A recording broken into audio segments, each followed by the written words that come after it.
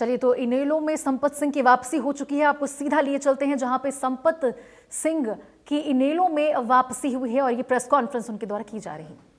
सर्वप्रथम जो आपको पर्व की बहुत बहुत बधाई देता हूं और आज से पहली जो प्रेस कॉन्फ्रेंस थी, बार बार पत्रकार मित्र ये पूछते थे कि आप बड़ा धमाका कब करने जा रहे हो। आज गुरु पर्व के दिन पे आज बहुत बड़ा धमाका हरियाणा प्रदेश की राजनीति में होने जा रहा है। स्वर्गीय चौधरी देवीलाल चौधरी ओम प्रकाश जी चौटाला के जांचे परखे, जिन्होंने हरियाणा प्रदेश के उच्च पदों पे काम किया, चौधरी देवीलाल के साथ जब न्याय युद्ध जैसे युद्ध को लड़ा, हरियाणा प्रदेश की खातिर लड़ाई लड़ी और चौधरी देवीलाल ने उन्हें अपने नवरत्नों को में अलंकृत किया था। प्रोफेसर संपत सिंह जी हमारे बीच में विराजमान हैं और चौधरी देवीलाल जी ने इनको इस प्रदेश का गृह मंत्री बनाया और इनकी अपनी कार्य कुशलता की वजह से प्रदेश अपराध मुक्त हुआ था। चौधरी ओम प्रकाश जी चौटाला ने अपने खजाने के वजीर रखे, वित्त मंत्री रखे, हरियाणा प्रदेश का सूबा प्रदेश इन्होंने बनाया। एक सफलतम वित्त मंत्री के रूप में के रेवेन्यू सरप्लस स्टेट हरियाणा प्रदेश इन्हीं की अगुवाई में बना था और आज हमारे बीच में हरियाणा प्रदेश की राजनीति में एक बहुत कद्दावर नेता के रूप में पहचाने जाते हैं, जो बहुत ही संघर्षशील हैं, शिक्षित हैं और जिनका ईमानदारी में नाम है और इन्होंने हमेशा ही हरियाणा प्रदेश की जनता को बेबाकी से बुलंद करने का काम किया है। सर्वप्रथम तो मैं उनका बहुत बहुत स्वागत करता हूं और उन्हें इस बात के लिए बधाई देता हूं कि आज का दिन का चयन भी उन्होंने बहुत अच्छे ढंग से किया कि गुरु पर्व है। उन्हें इस गुरु पर्व पे बहुत बहुत प्रोफेसर संपत सिंह जी को भी बहुत बधाई देता हूं और गौरव संपत सिंह को भी बहुत बहुत मुबारकबाद देता हूं।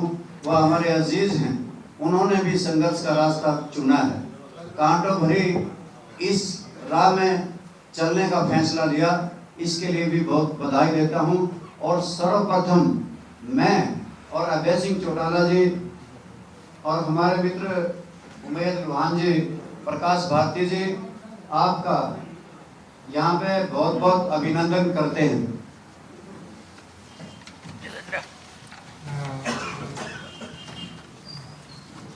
बहुत बहुत धन्यवाद, बहुत बहुत धन्यवाद।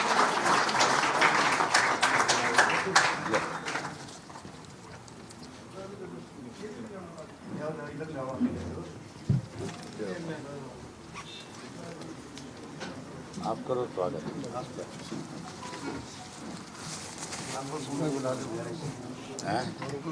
हाँ, गौरव को देना उधर।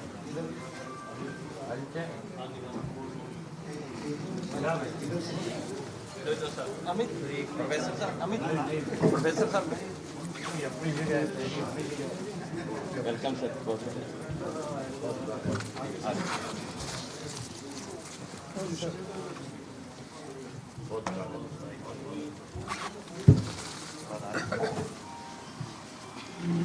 मैं इसी के साथ अनुरोध कर रहा हूँ प्रोफेसर संपत सिंह जी, पूर्व गृह मंत्री और पूर्व वित्त मंत्री जी से कि वो अपने विचार आपसे साझे करेंगे। सबसे पहले मैं चौधरी अभय सिंह चौटाला जी का, इंडियन नेशनल लोकदल के राष्ट्रीय अध्यक्ष जी का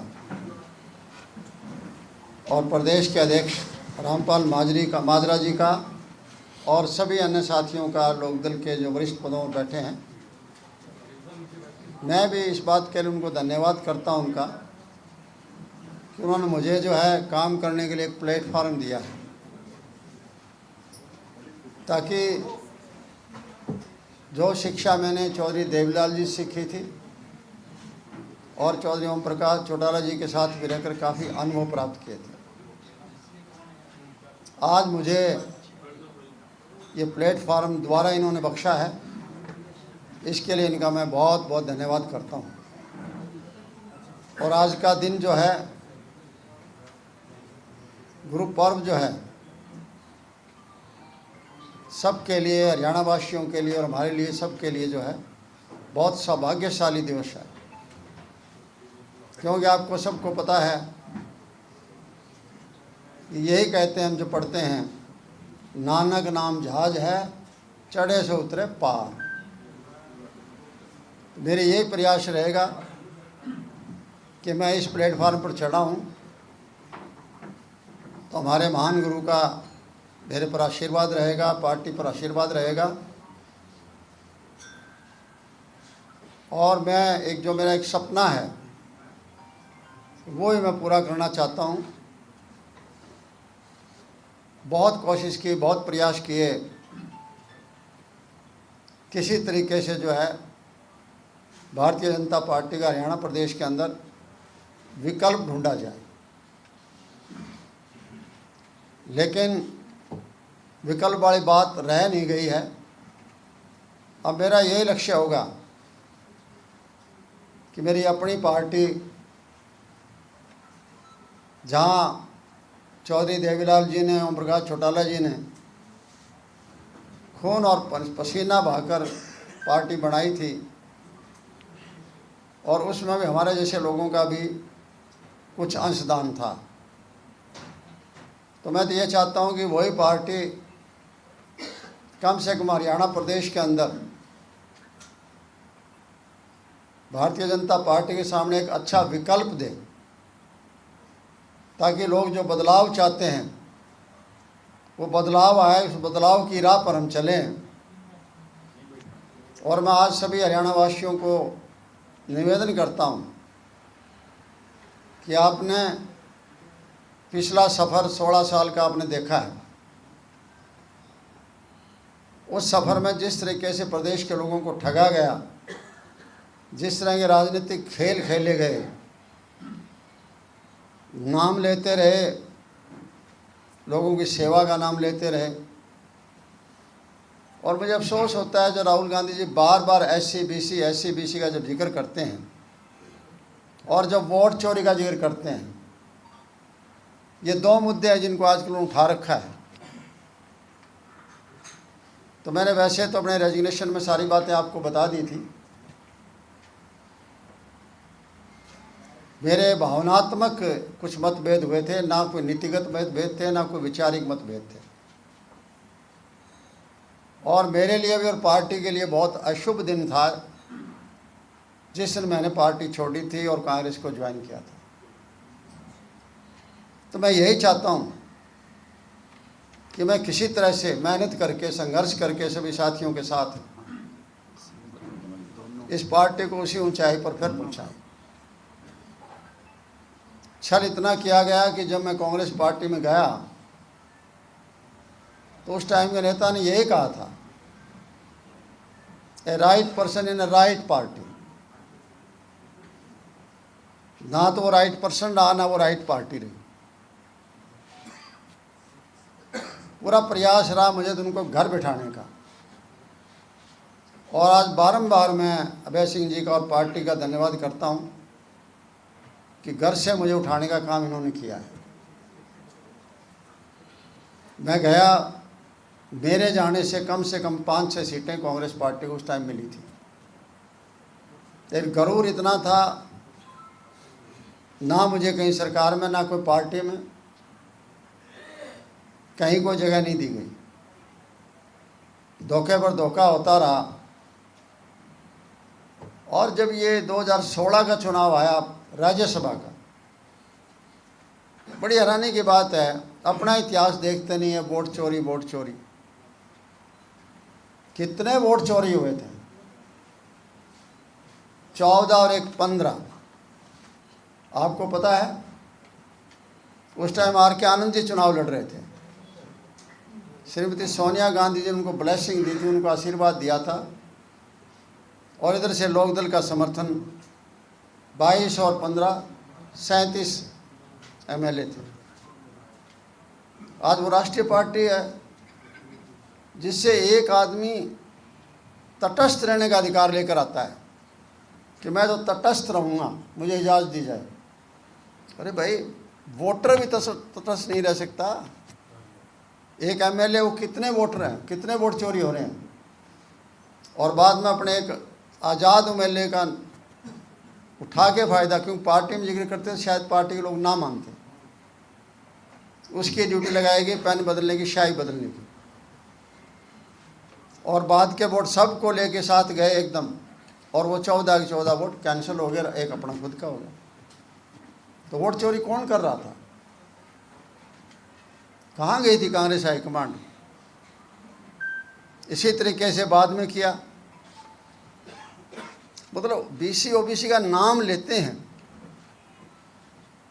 जब 2019 में 10 सीटें लोकसभा की हार गई थी कांग्रेस पार्टी, चलो हार जीत चलती रहती है, लेकिन उनके दिमाग में सिर्फ यही रहा कि हम रोहतक आ रहे हैं।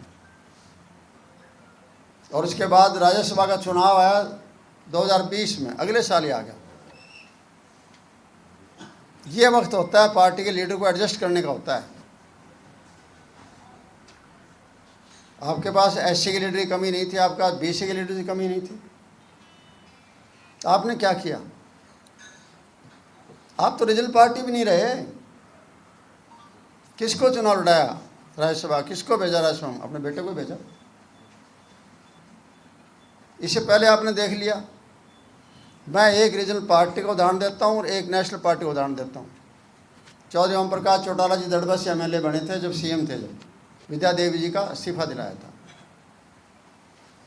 हालांकि उनकी राजनीति में कोई रुचि नहीं थी। चौधरी जगदीश जी बेनीवाल जी, उनका मर्डर हो गया था, उनकी जगह उनको लड़ना पड़ा और अच्छे वोटों से कुछ जीतती थी।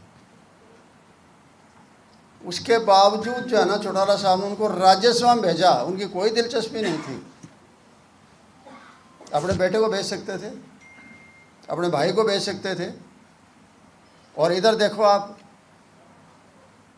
जब आप एमएलए नहीं थे, आप एमपी थे, आपको सीएम बना दिया, तो आपने इस्तीफा किसका मांग लिया था? श्री कृष्ण हुड्डा का। सीट कौन सी खाली हुई थी? लोकसभा की। लड़ाया किसने आपको? सीधा हवाई अड्डे से अपने बेटे को लिया है और लोकसभा का चुनाव लड़ा दिया। श्री कृष्ण जी हुड्डा जी बेचारे आखिरी दम तक मरते मरते जो है ना, उनको जिस तरह उनको दिया गया, कष्ट दिया गया, वो लोग कैसे माफ़ करेंगे? ये ऐसी व्यूह रचना लग रहे थे सारी की सारी। और इस बार चुनाव के अंदर तो वही फिर एससी बीसी की बात है। 2 हेलीकॉप्टर घर से प्रचार चलते थे। पहले तो टिकट चोरियां की गई, जीतने वाले कैंडिडेट थे उनकी टिकटें काट दी गई, और जिनके पास बाहुबल था और धन बल था उनको टिकटें दी गई। और घर से 2 हेलीकॉप्टर चलते थे। किसी दूसरी जाति को तो नहीं जाने देते थे। उनके खिलाफ तो किसी ने एक कोई बात कह दी एससी के बारे में, जो शैलजा जी के बारे में कही गई थी, वो कोई छोटी बात नहीं थी। आप उस प्रचार को रोकते, आप कहते हम केस दर्ज करवाएंगे, वो हमारी सम्मानित नेता है। वो करने के बजाय आपने उसको वायरल किया गया ताकि उसका अपमान किया जाए। एक तरफ आप ये कर रहे हो, दूसरी तरफ आप वो कर रहे हो। बीसी के थे, रामनिवास घोड़ेला जी थे बरवाड़ा से, क्या व्यवहार किया गया? मौके के एमपी के सगे भाई ने ऑडियो में जारी किया और वो ऑडियो को फैलाया कि कुम्हार की सीट बन जाएगी बरवाड़ा हमेशा के लिए अगर रामनिवास घोड़ेला जीत जाता है तो। इसका मतलब आप एससी बीसी को नाम लेते रहोगे, एससी बीसी को काटते रहोगे। मैंने राजनीति चौधरी देवलाल जी सीखी थी, कहाँ वो जोड़ते थे। हम केवल मात्र 9 एमएलए रह गए थे 82 के चुनाव के बाद। 31 एमएलए आए थे लोकदल के, 11 तो चले गए थे कांग्रेस में जब चौधरी भजनलाल जी को मुख्यमंत्री बना दिया था। ये महेंद्र प्रताप जी भी लोकदल जीते थे जो कांग्रेस के नेता हैं। और मेरी तो क्यों ऊपर की अनबन थी, मेरी टिकट काट दी गई थी। लेकिन चौधरी साहब ने कहा अगर तू लड़ना चाहता है लड़ मोजी, मैं आपका नाम लेके बनूँगा। बन गया। 20 रह गए, 20 में फिर डिवीजन आ गया। चौधरी चरण सिंह जी अलग हो गए, चौधरी देवलाल जी अलग हो गए। इनके पास 8 एमएलए थे, 9वां फिर मैं ज्वाइन किया। मैंने, मेरी वो राजनीतिक रेडी है। आज आपको रिकॉर्ड में कहीं नहीं मिलेगा कि एक आज़ाद एमएलए और सरकार को ज़रूरत और वो सरकारी पार्टी में ना जाए। लेकिन मुझे उस आदमी के नाम का नशा था। लोग कहते हैं संपत सिंह ने उंगली पकड़ी राजनीति सीखी, नहीं, मेरी राजनीति में कोई रुचि नहीं थी। मेरा तो वो हाथ पकड़ के सिखाई है मुझे राजनीति। मैंने उंगली नहीं पकड़ी, उन्होंने हाथ पकड़ा मेरा। और जब चुनाव आया, अपनी पार्लियामेंट सीट सोनीपत जीतने के बाद खाली हो गई थी भट्टू, बाई इलेक्शन था। रणजीत सिंह जी उस टाइम इंटरेस्टेड थे, उनको भी दे सकते थे, परिवार में और को दे सकते थे। मुझे कहा नहीं, तुझे लड़ना पड़ेगा। मैंने कहा मुझे पता ही नहीं है चुनाव कैसे लड़ा जाता है। बोले तो एक मोटरसाइकिल ले ले, घर घर जा, पिट बात बन जाएगी। इस तरह से राजनीति मुझे, उन्होंने राजनीति में लेके आए वो मुझे। मैंने उंगली नहीं पकड़ी थी, मेरी इच्छा ही नहीं थी राजनीति में आने की। और मुझे सौभाग्य है कि मौका आने के बाद जो है, जब भी किसी पद पर यूँ अंदाज़ा होता है उनको, भाई ये पद तो ठीक नहीं चल रहा, संपत तू ले ले, मैं छोड़ता था, वो देते थे मुझे। दूसरे आपके मिनिस्टर नाराज हो जाएंगे कि एक आदमी को सारी पावर दे रखी है, इतना विश्वास। और चौटाला जी के टाइम में तो आपको याद होगा, जब हमारी वेट की मीटिंग हुआ करती थी सेंट्रल मिनिस्टर के साथ, मुझे बार बार पूछते संपत आज क्या हुआ, संपत आज क्या हुआ। लास्ट जब आ गई, मैंने कहा तैयार हो गया बिल, सब कुछ हो गया है, लेकिन कोई स्टेट लागू नहीं कर रखे। मैंने कहा फ़ायदा रहेगा माँ जी, फ़ायदा रहेगा, हम करेंगे लागू। कोई जिगरा दिखाता है क्या? उन्होंने जिगरा दिखाया और विधानसभा में पास करवाया। 2003 में पहला वैट एक्ट जो बना था वो हरियाणा प्रदेश ने बना था। उनकी सोच तो बहुत बड़ी थी, हालांकि उस टाइम मजाक उड़ाया गया उसका, आलोचना की गई। क्या थी? कैसिनो एक्ट की। दुनिया मेरे ख्याल में शायद कोई देश बचा है जहाँ वो ना घूमे हो। उनका यही कहना था, संपत्ति बड़े बड़े लोग हैं, ये काठमांडू जाते हैं, ये गोवा में जहाज पर जाते हैं, हमारे यहाँ क्यों नहीं हो? तो उन्होंने कैसिनो एक्ट भी पास करवाया। और वो कैसिनो आना था 5 स्टार होटलों में, लॉटरी बंद कराई थी। आम आदमी लॉटरी में लुटता था, 1-1 रुपये वाली लॉटरी थी, सारा दिन लॉटरी लॉटरी लाइन में लगा रहता था। उजड़ तो वो रहा था, लेकिन हमारे खिलाफ प्रचार किया गया, ये लॉटरी आम आदमी गरीब को मारेंगे। 5 स्टार होटल में आम आदमी जाता है? 20-25 हज़ार रुपये कम से कम चाहिए तभी जाएगा ना। क्योंकि वो उन्होंने पूछा मेरे से कि संपत्ति ये ट्रेडिशनल सोर्सेज है, टैक्सीज हम कितने दिन बढ़ाएंगे? तब आपस में विचार किया, तो मेरे भी देखे हुए थे, लेकिन उन्होंने ज़्यादा देख रखे थे। बात तो ठीक है, गुड़गांव में पहाड़ियों पर जहाँ आजकल 5 स्टार होटल बन रहे हैं, वहाँ की सलाह थी। चलो ठीक है, यहाँ से गवर्नर साहब ने उधर भेज दिया, राष्ट्रपति जी को कई दिन 5 साल रख के उसको रद्द कर दिया। कितनी बड़ी प्रोग्रेसिव सोच थी। जब मैं कह रहा हूँ कि 9 MLA से चले, उन्होंने ये कहा कि MLA नहीं है तो कोई बात नहीं, जनता हमारे साथ है। चलते चलते इतना बड़ा संघर्ष किया कि 87 में जो है 85 सीटों पर आ गए। और जोड़ने की बात है, गजब है। बलवंत राय तायल जी को उठाया, बनारस दास गुप्ता जी को उठाया, पंडित भगवदयाल जी को उठाया, मूलचंद जैन जी को उठाया। ये है जातीय एकीकरण करना। कृपाराम पूनिया जी को राजनीति में लेकर आए कि एक SC का चेहरा भी होना चाहिए। जयनारायण वर्मा जी को लेकर आए कि BC का चेहरा भी होना चाहिए।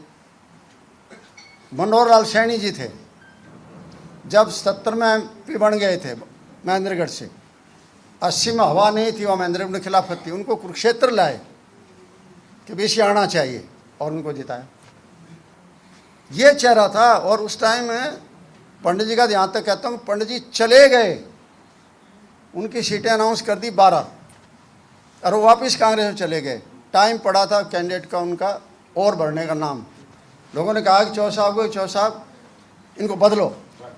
मैं नहीं बदलूंगा, इस गुब्बारा में एक पिन मार दूंगा ना, ये गुब्बारा तुम्हारा फूट जाएगा। कैसे जातीय समीकरण बनाते थे। इसी तरीके से 7 दिन पहले, सिर्फ 7 दिन पहले मेधावी कीर्ति आ गई। आप में से बहुत से लोग नहीं जानते, आज जनरेशन बदल गई है। बाबू जगजीवन की पोती थी, झज्जर जे फार्म में रखा था। चौधरी साहब दादाजी रहे नहीं, आप मेरे दादाजी, आप मेरी सपोर्ट करो। 2 मिनट उन्होंने सोचा, दिमाग में आया कि उनका बहुत बड़ा नाम रहा है, इससे एससी समाज में हमें फ़ायदा मिलेगा। झज्जर गए, लोगों को कहा बताओ भाई बाबूजी की पोती है, तो चौ साहब का इशारा चलता था और उसी टाइम में कह दिया कि इसको जिताओ, जिता भी दिया। ये था जातीय समीकरण बनाने का काम। जो आज national party, so called party अपना वो कहती है, ये तो जातीय समीकरण भी नहीं है, नेशनल पार्टी भी नहीं है, स्टेट पार्टी भी नहीं है, एक फैमिली में आकर जो है कैदी बन गए। सारी कांग्रेस पार्टी को एक एक परिवारों ने अलग अलग कैद में जड़ रखा है और आज यही हाल है।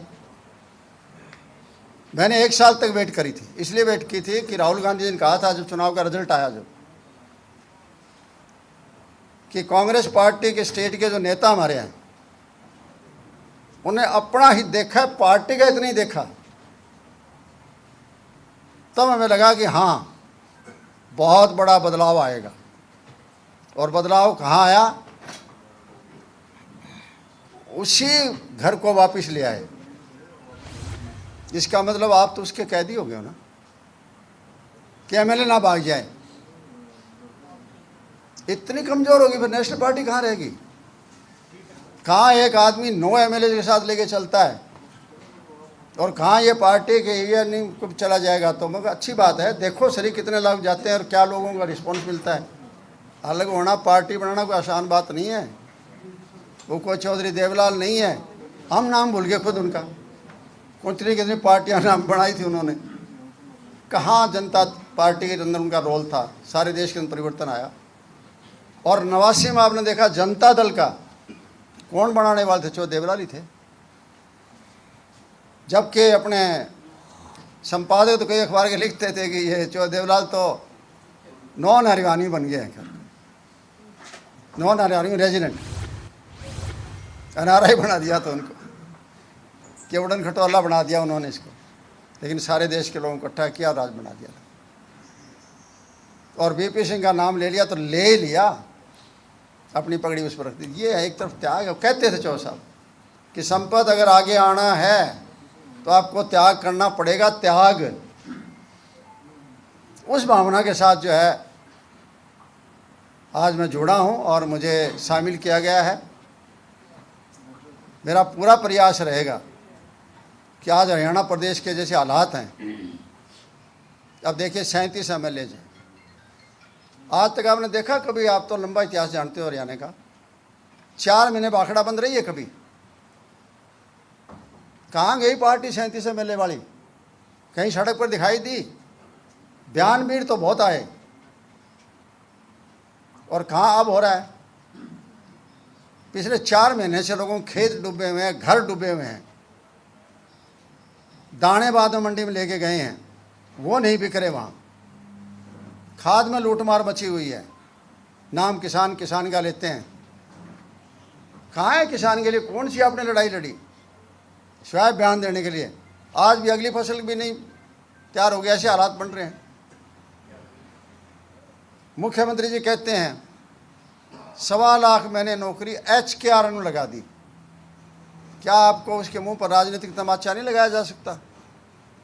कैसे आप नौजवानों का शोषण कर रहे हो? एक तरफ रेगुलर, दूसरे एक्सटेंशन पर, तीसरे एडहॉक पर, फिर कॉन्ट्रैक्ट पर, और बाद में HKR।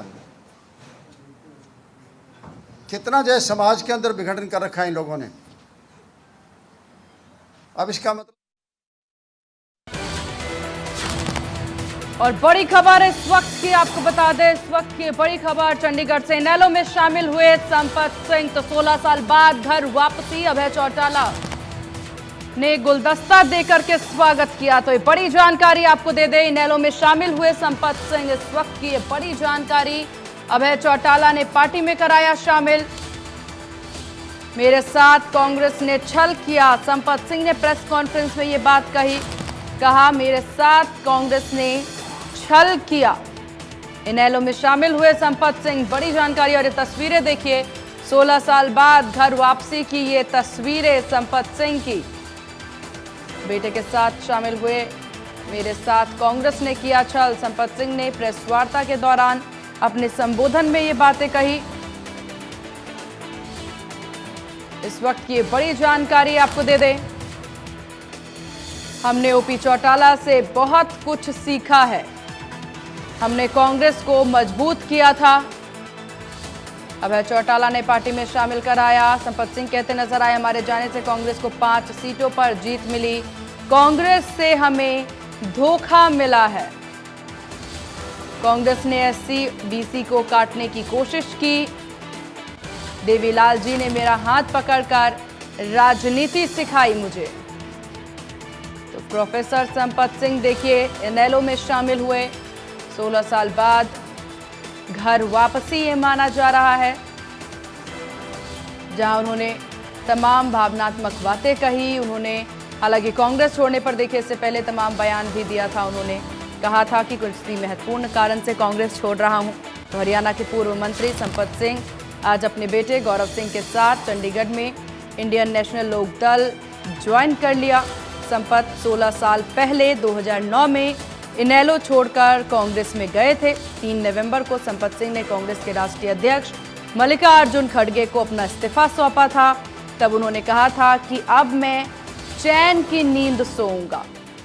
इसके बाद उनके बेटे गौरव सिंह ने भी पार्टी छोड़ने का ऐलान करते हुए सोशल मीडिया पर लिख दिया था, थारी कांग्रेस थाने मुबारक। संपत सिंह को मनाने के लिए देखिए कांग्रेस ने सोमवार को प्रदेश अध्यक्ष राव नरेंद्र सिंह ने फोन भी किया था, लेकिन संपत सिंह ने दो टूक कहा कि मेरी उनसे कोई नाराजगी नहीं है, अब मैं मन बना चुका हूं। संपत सिंह ने इनेलो में वापसी के सवाल पर भी कहा था कि मैंने अपने राजनीतिक जीवन की शुरुआत वहीं से की थी। कुछ भावनात्मक कारणों से मैंने पार्टी छोड़ी थी। अब मैं इनेलो में वापस जाना चाहता हूं और इनेलो नेता मुझे बुलाना भी चाहते हैं।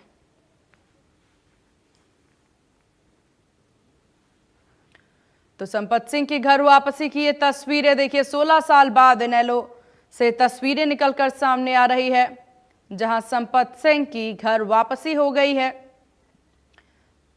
तो रामपाल माजरा ने स्वागत किया है।